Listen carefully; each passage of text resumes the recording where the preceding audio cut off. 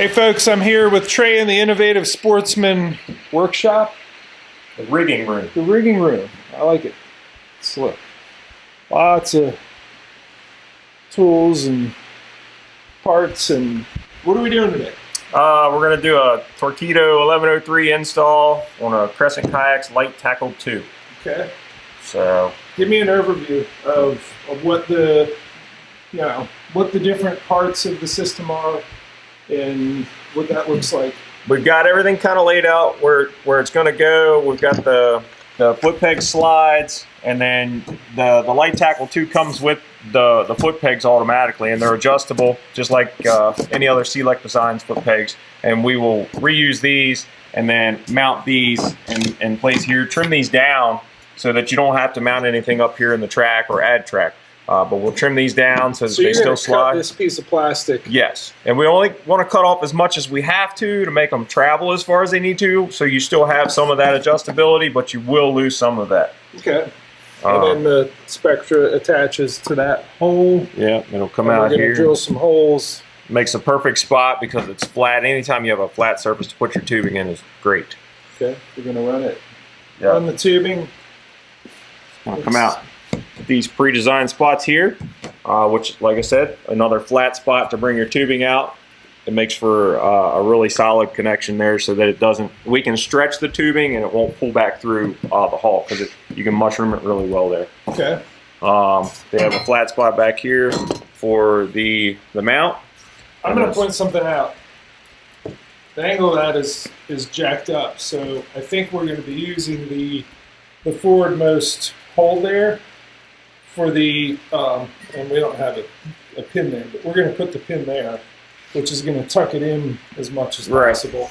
And also with the shape of these two, it's not a flat hull on this kayak. So what's going to happen is when you go under power, it's actually going to level out. And I think in that forwardmost hole, it'll be actually probably the perfect adjustment. But we'll find out once we get it put together. Okay.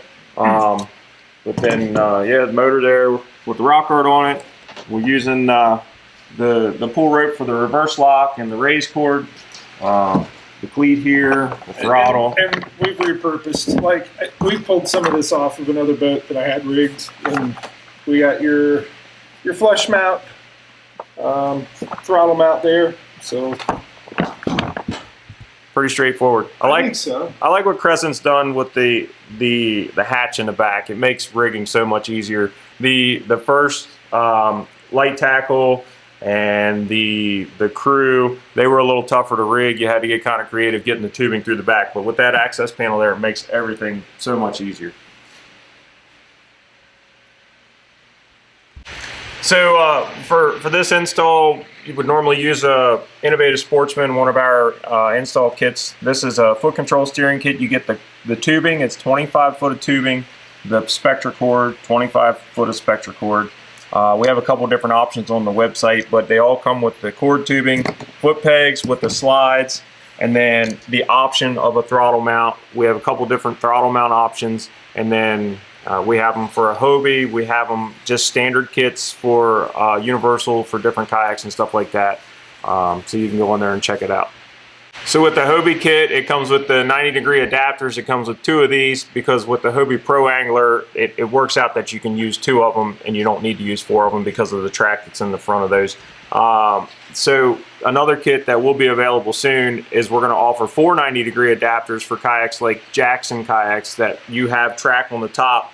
You can put your 90s on top, and then you'll be able to bolt in the foot slides here, and no holes drilled. Or if you have another kayak that has no track, you can drill holes and attach the 90s to put your foot pegs. So just something, trying to keep everything universal to make everybody's life installing on kayaks a little bit easier. Taking these adjustable foot pegs off so that we can reinstall the slides.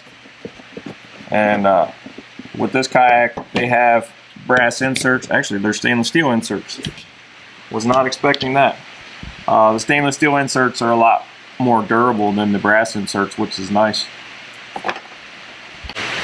So the holes on the slides line up with the inserts that are on the kayak.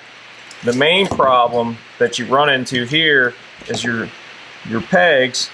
If you don't cut them down, you've only got that much travel.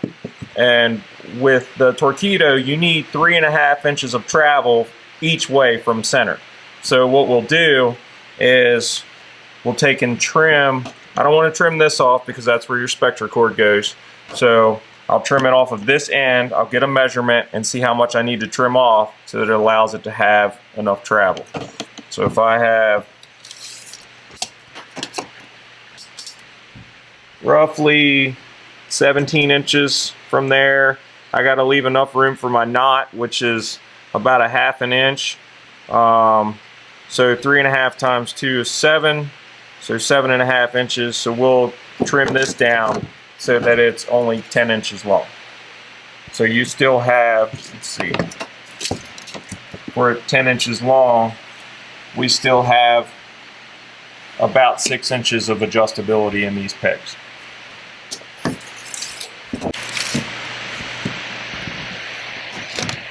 And I'm going to trim right in front of this brace in the peg, and then I'll do the same on the other one.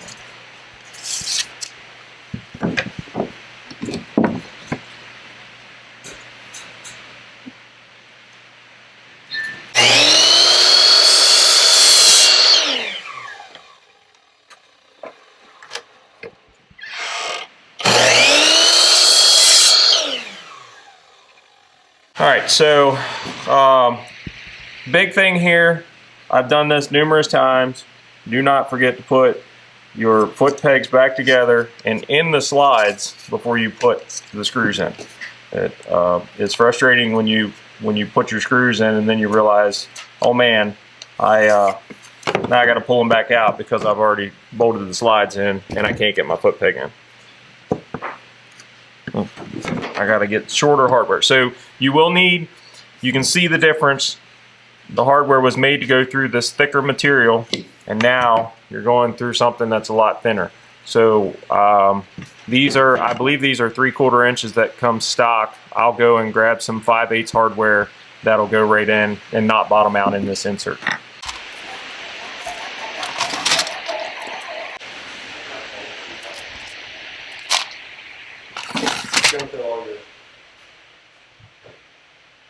So you go ahead and stick the hardware in there, line it up.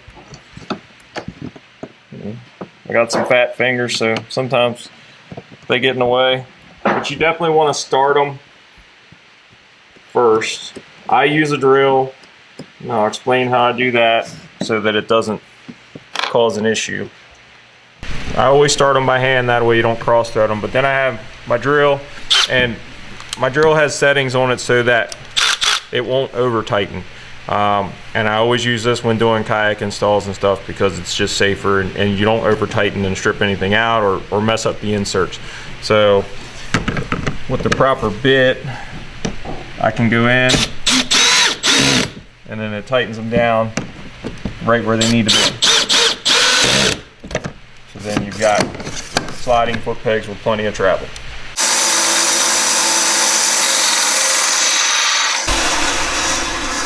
So Trey gets to share his shop. You know, this isn't just your shop. No. What's going on here? What do you got, man? Creighton's got a project here. Small little knife for one of my teachers. One of your teachers? Mm-hmm.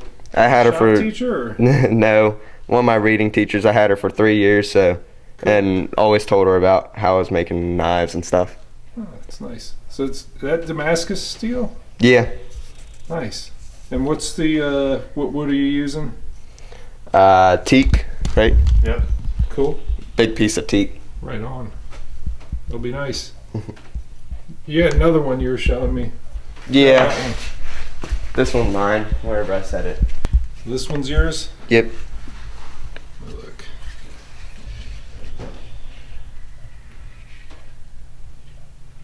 You pounded that out? Yeah, I cut it and then pounded it to shape. Nice. Antler handle. Very cool. So, you know, if you hear some other things going on in the shop, it's just Quaden making some pretty cool knives. All right, let's get back to what are we doing next? We're gonna run some tubing. Yep, drilling holes for tubing. Okay. And it's a 3/16 bit. Yep. For the nylon tubing that we use. Okay. So we're gonna go right where the hole is for the foot peg slide. We just want to go right in that same general area.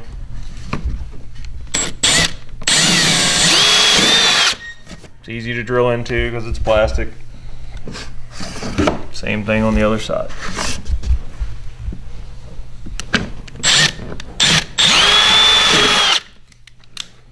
Then we go to the back.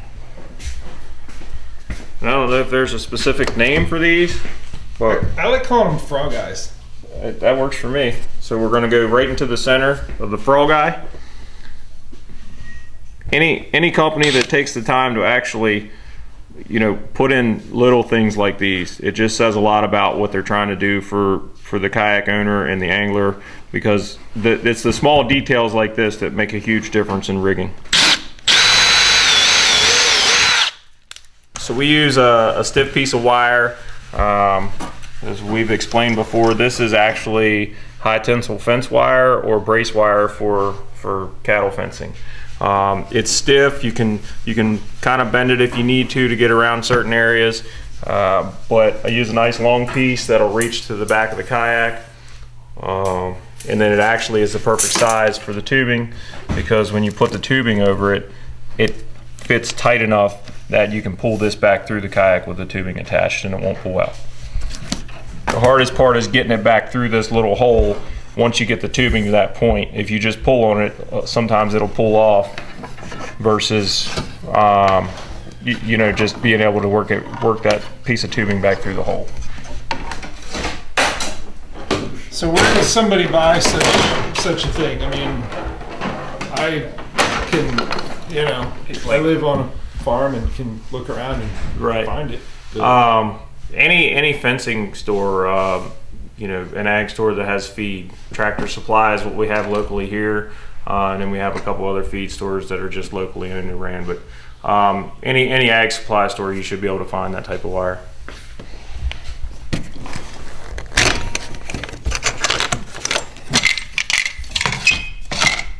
Got the wire already pushed back, and then what we can do is reach up inside and get it to come out through here. There it is.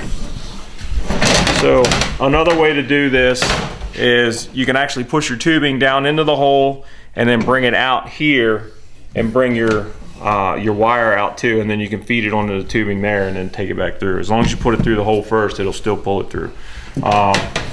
That's what I do with other installs, because I can't exactly reach to the back of the kayak where the tubing comes in, so I'll push the tubing into where I can reach it, bring it out through the hatch, and then put it on the wire through the hatch. Once you have your tubing ready and it's wrapped around your leg and trying to trip you, you feed it down on the wire.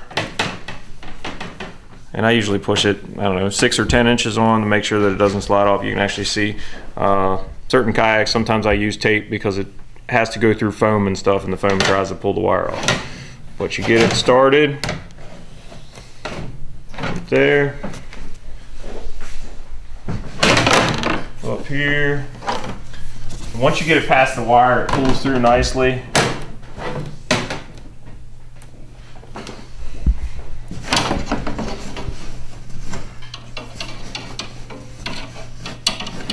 Just take your time, and always watch the tubing to make sure that it's coming through and it's not pulling off the wire. Once you get towards the end, you'll feel a resistance, and then you know you're at the other end, and then you want to work it through the hole, which is right here somewhere. I'll make it a little bit in here. Started to slip a little bit. So I can feel the tubing is right there now. So now I just have to find that sweet spot and get it through the hole. Maybe. And this time it didn't work. So So sometimes that happens, and it could be because the hole is a touch too small, or sometimes the tubing on the very end, if it's not smooth, so you have a little part right there where it was cut. If you have a sharp razor blade, it makes a much smoother cut. And then going through the hole is a lot easier. Can I suggest something? Go for it. Go in there and come out there because you have access here. How am I going to go in there? Here's the thing. I could do that had I not had this hook on the end of my wire. Okay. So that is definitely easier if you go in this end and come out there with that access. But even Why do you still, have the hook? it's an awkward spot. What's the hook do for you? Pulling wire. I use it for pulling wire and stuff through boats because I use the same piece of wire. Gotcha. So I just pulled the tubing back out and I'm putting the wire back through.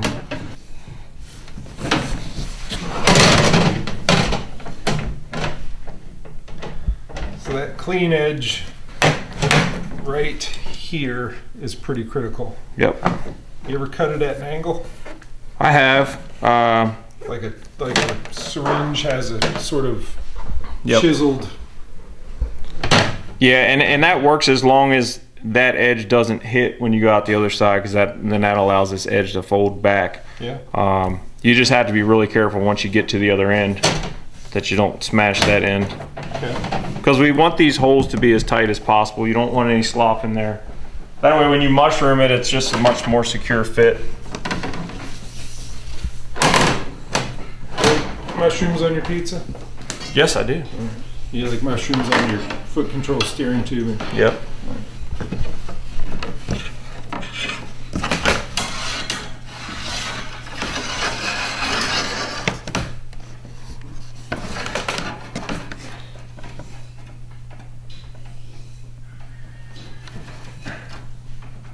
There it is, right there. It's all in the way you wiggle it. And then once you get it out, you know how it pulled off of the tubing last time? Once you get the tubing through, it never pulls off that easy for some reason. I don't know why.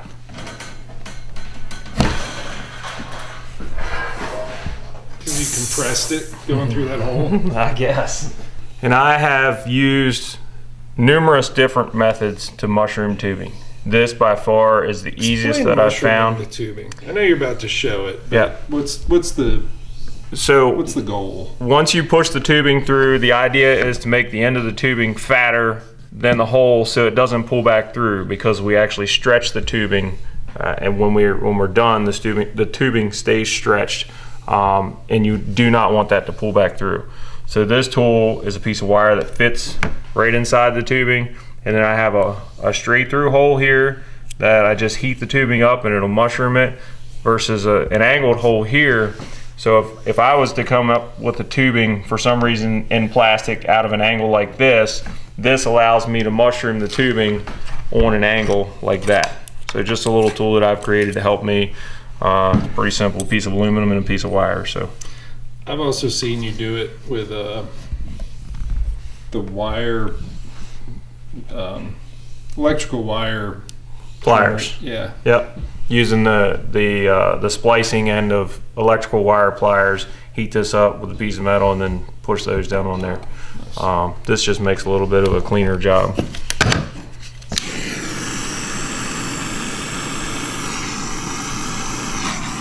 Heat all sides of the tubing. Make sure you don't set your torch down and melt the kayak. And I do it more than once. But no holes in the kayak? No. Have you done that more than once? No, I haven't melted any holes in any kayak yet. You're working on it. Trying.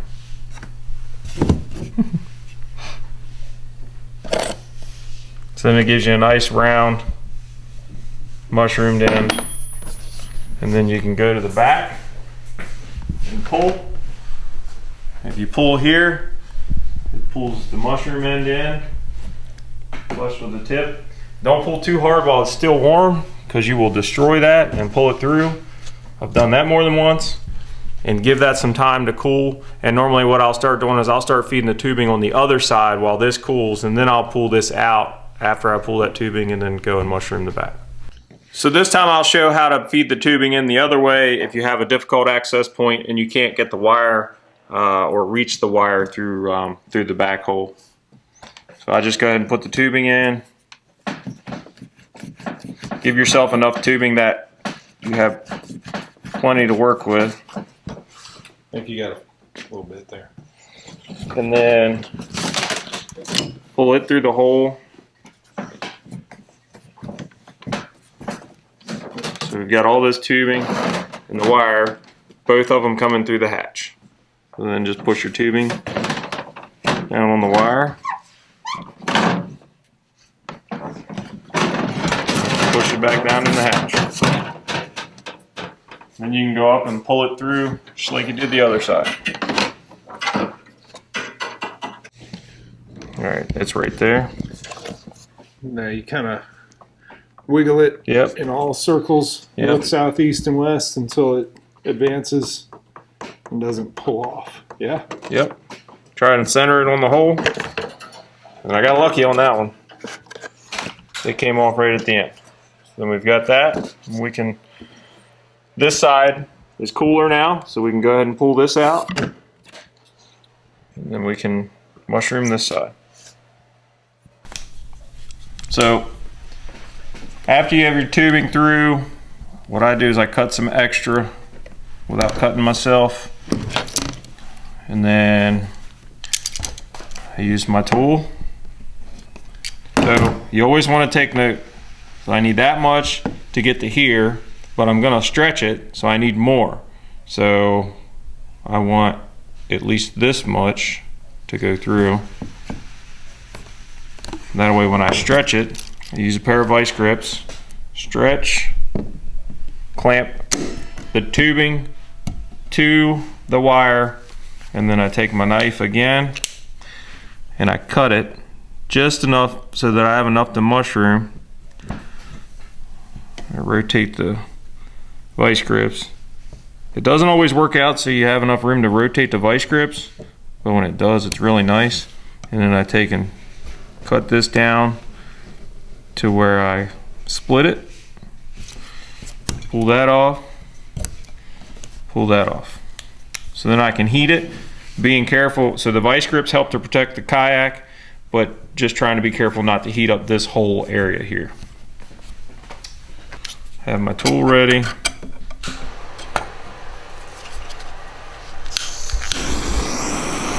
Heat.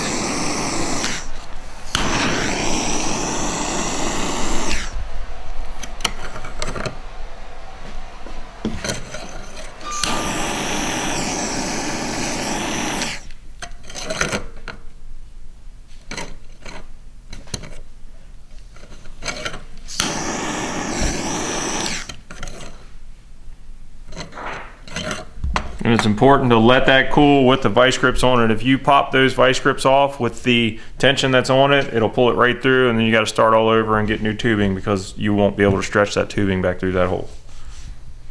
So let it cool. Let it cool. I need you to hold the motor. Got it? Yeah. Alright, so this is what the motor mount looks like if you mount it straight to the surface of the transom of the kayak. It has a mounting surface area that's flat, which is nice, but it does have an extreme angle on it. So what we're going to do, I've got some, it's actually a Delrin rod or high density polyethylene. We're going to cut two short sections of this so it acts as a shim, and then it'll bring this down to a more manageable trim, and then we'll get the bolts bolted all the way through and then see what it feels like once it's through. So spacers. Spacers, yes. 3/4 of an inch, I think, on the back side. because that'll put us right there. Yep.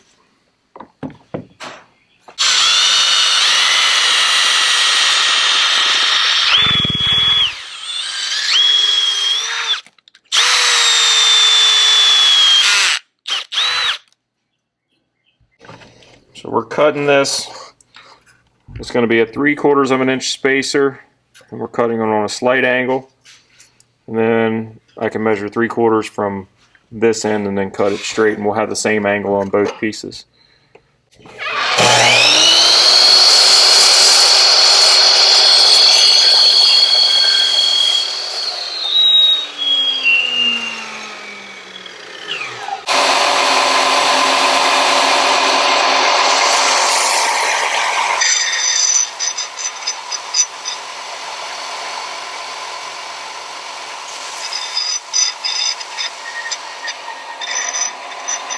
I'm going to take my cheap Amazon Sharpie and mark some holes. So when you work in the shop all day and you misplace Sharpies, tools and all that stuff, you get kind of frustrated. Amazon, 300 of them for like 30 bucks. So now when I misplace my Sharpie, I go to the box and I grab another one.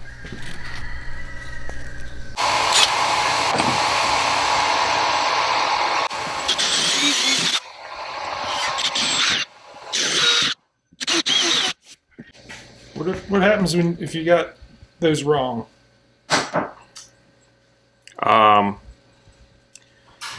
You can plastic weld the holes back shut. You didn't, but yeah, measure twice, drill once, but you can always plastic weld the holes back shut. Or like if you use a solid backing plate, it helps too. But if you got a good solid fender washer and the hole is a little off, there's no big deal.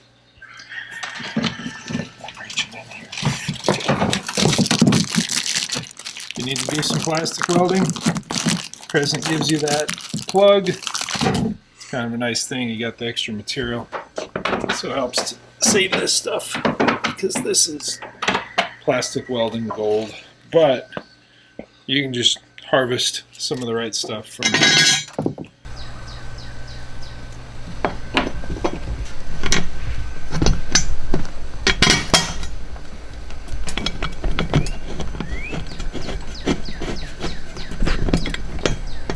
We're in. Nice.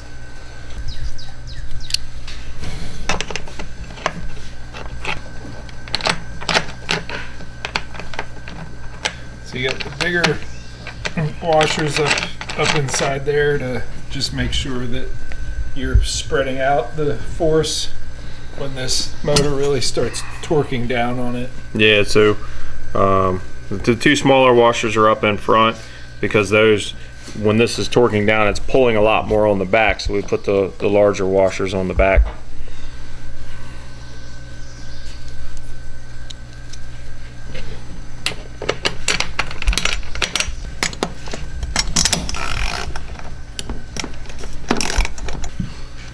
You tight?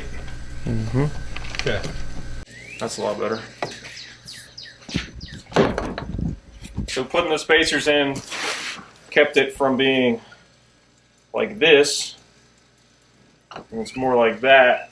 And I think once this boat takes off, that actually, it is less of an angle than the back of the kayak, but it has kind of a rounded shape to it, so I think it'll level it out nice when you're under power.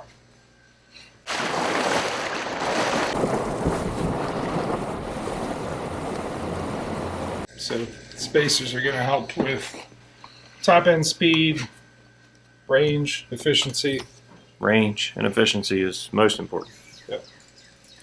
All right, so what's next? Spectra. Okay, you're running some Spectra through your tubing, which is we did before. Yeah.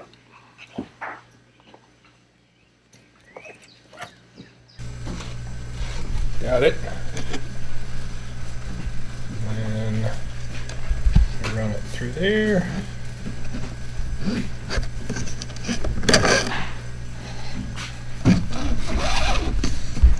Right, so I always pull out 10 to 12 inches.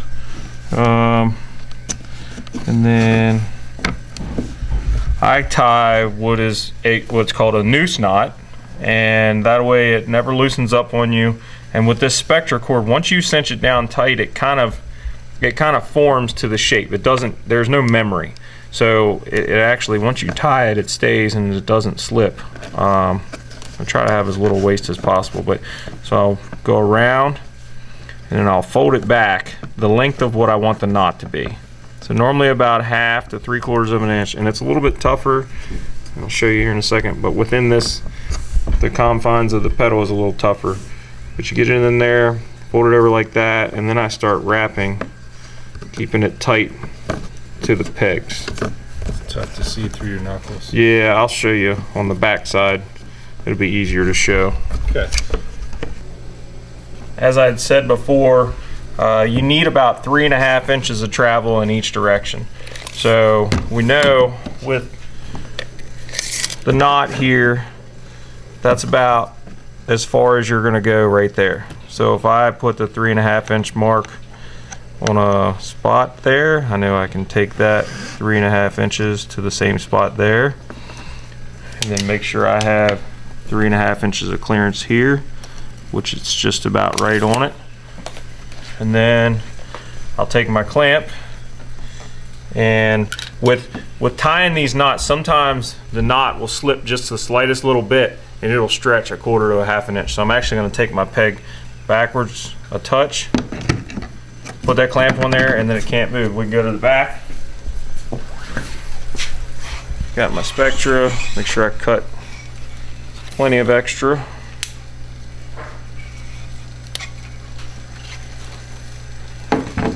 And then motor centered. Jeff, your steering triangle is a little crooked, so we'll center the steering triangle. Because I hit stuff. You go through the carabiner. Now don't pull on it because you'll turn the motor, so if you just slightly pull on it and hold the steering triangle and pinch this, like I said, there's line memory, so it'll stay there. Do that, and I'll fold it back to the length that I want the knot to be, and I'll pinch it with my fingers so I have them left with this. And then I pinch here and I just start wrapping, and I keep the knot really tight until I get all the way to the loop at the end. And then once you get it started, it stays tight. You can kind of slide your fingers down out of the way.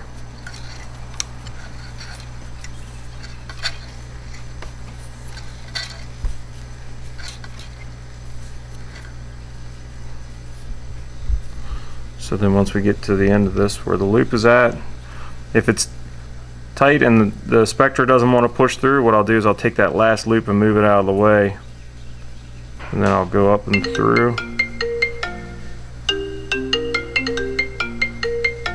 Trey doesn't have a secretary. Yeah. And then once you start that, make sure this loop goes back down so it stays tight. Pull it tight. Slide your knot all the way away from the carabiner. Pull this tight again, and this stops it from slipping. It just kind of cinches it down, and then you can take and pull your knot back towards the carabiner, and that's where it's set. And then trim off the excess with your knife. There you go. Looks clean. All right, you did the other side. Give me, and we put a throttle on and jumped ahead on a couple other steps, but we'll go over. But you know, we got power. Give me some steering.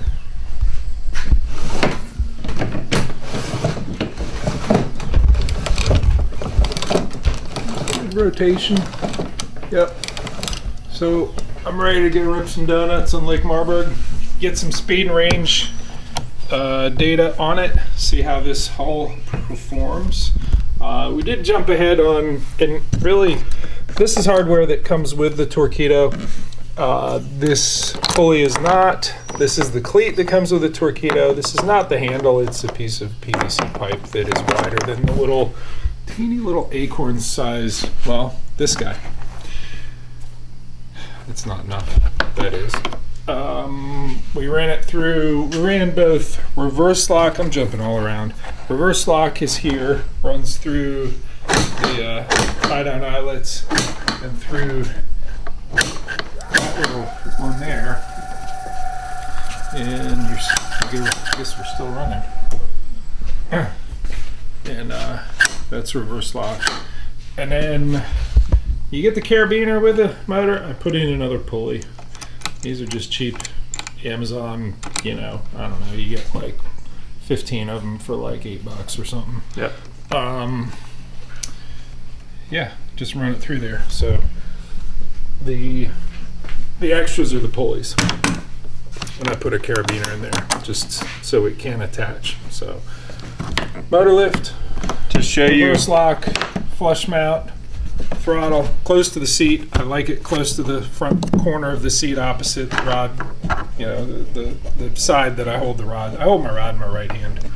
So throttle's in the left. Go. to show you the finished product of the trimming of these foot pegs, you can see at full steer, you're meeting the knot, and it goes all the way to here. So when you pull it forward, it's there, and then when you go the other way, you're bottoming out there, and you get full rotation of the steering. So that way you can keep enough peg to have enough adjustability for different size people if someone different were to get into the kayak. Cool. Nice. All right. Going to the lake. Go have fun. What are you gonna do? I'm going bow fishing. Snakehead? Yes. What are you going in? We're going in a boat. Yeah. What boat? 2072, I think it's a Sea Arc. Nice. A friend of mine has it set up for bow fishing. He goes a lot. It'll be my first time, so a new venture for me. Learning to, because my kids like to go. I've been once with my kids, but kind of went in blind, not knowing what to do. So we're gonna go in. I'm gonna learn from him and then pass it on to my kids. Cool. Show me your setup. Yeah. No. He wants to go. Yeah. Kids aren't happy that I'm going without them. Yeah. Show me your setup. You got it? What's that? The bow. I don't. No. It's You're not in using here. someone else's? Yeah, I'm using his. Cool. So you're going to learn. Yeah. Nice. Thanks for showing us Yep. how to rig up. Crescent Kayak Lite Tackle II with the Torqeedo Ultralight 1103. I'll go get some speed and range numbers.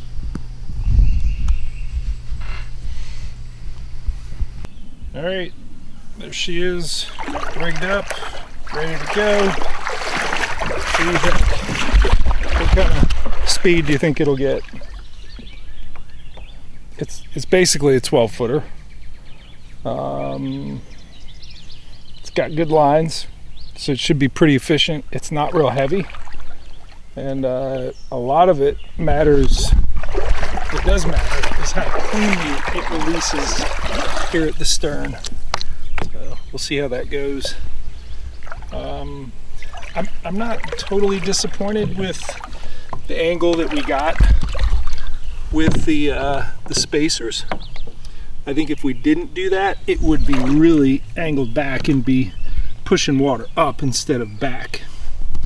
So I think that was a necessary rigging trick that's going to make this more efficient.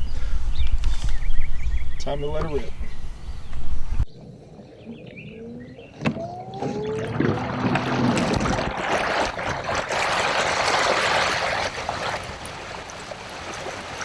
Feels good.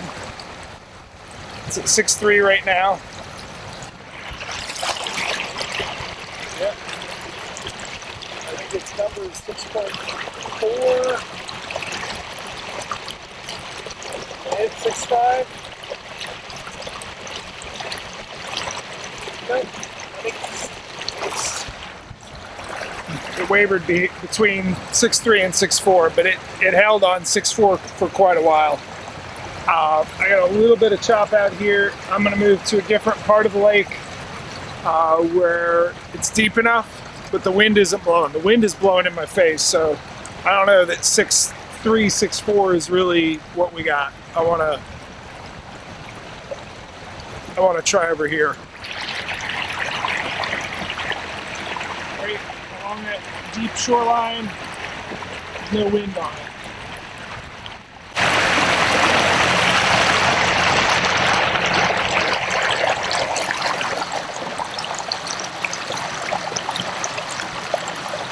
6.3. Oh, 6.2, 6.3. Huh. Alright. Steering is working good.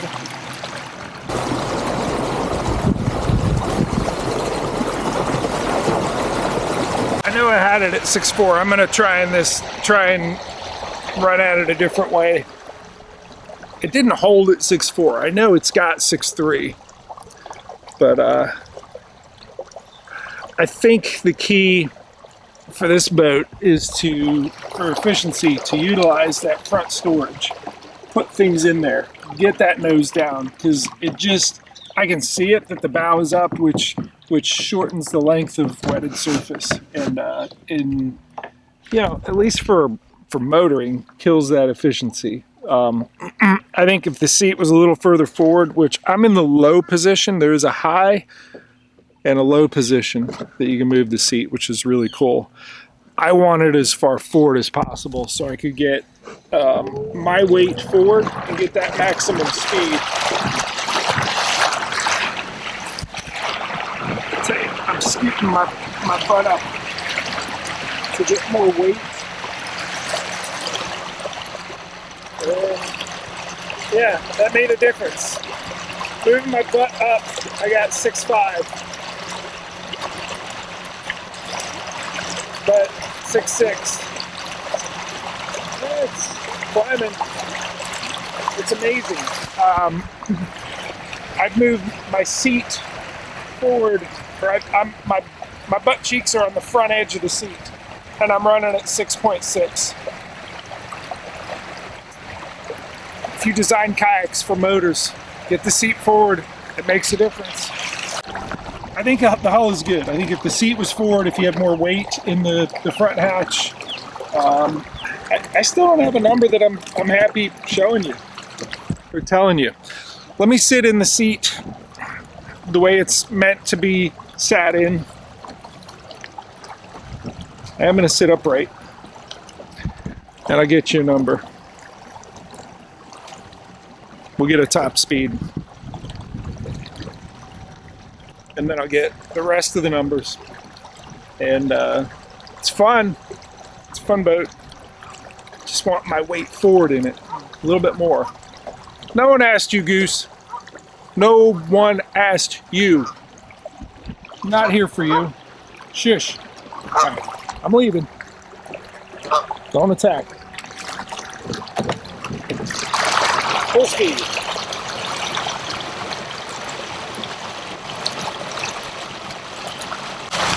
Yeah. I'm calling it.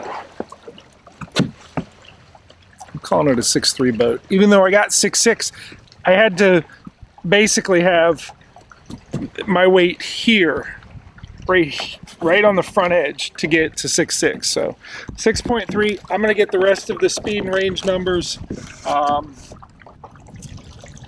and do my thing where I do the time lapse, me ripping donuts, and you can see the ripping donuts is fun. Anyhow, then I might actually paddle it. I got this nice new paddle. Yeah, I think I'm gonna take the motor off and paddle it for a while, because the paddle is awesome. Can't wait to get this thing in the river. It's a Werner custom Ikelos. Here, let me shut that off and show you my new paddle. Carbon fiber, foam core, lightweight, custom. You can get one at Delaware Paddle Sports. They got 4, just 2 left. All right, let's get speed and range numbers.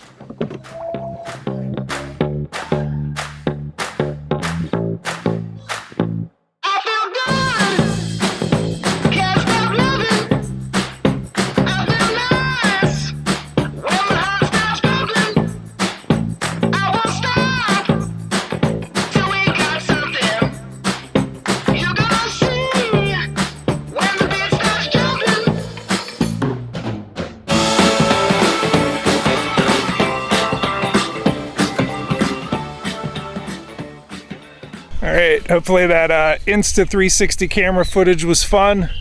This is been a fun boat to rig, and for sure has a lot of maneuverability, decent speed, and honestly, I think it's a great boat to paddle, which is what I'm gonna go do right now with my new paddle. Thanks for watching. See ya.